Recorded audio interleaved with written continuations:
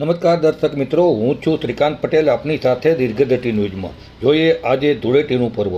મોરબીના લોકોએ હર્ષ ઉલ્લાસથી ઉજવ્યું ધૂળેટીનું પર્વ અને ખેલૈયાઓએ રંગ ઉડાડી મન ભરીને માણ્યો પર્વ.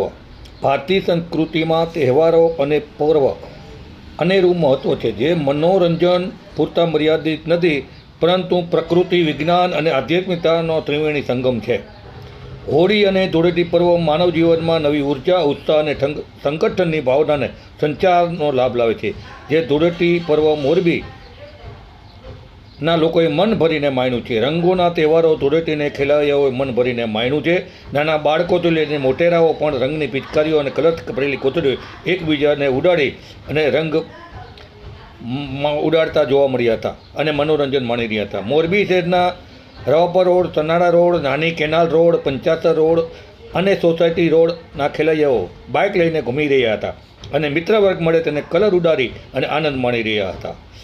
આ રંગોનો તહેવાર ધૂળેટી નિર્દોષ મનોરંજન હોય. સોસાયટીઓમાં બાળકો અને મોટેરાઓએ રંગ ઉડાડીને મન ભરીને પર્વ માણ્યું છે.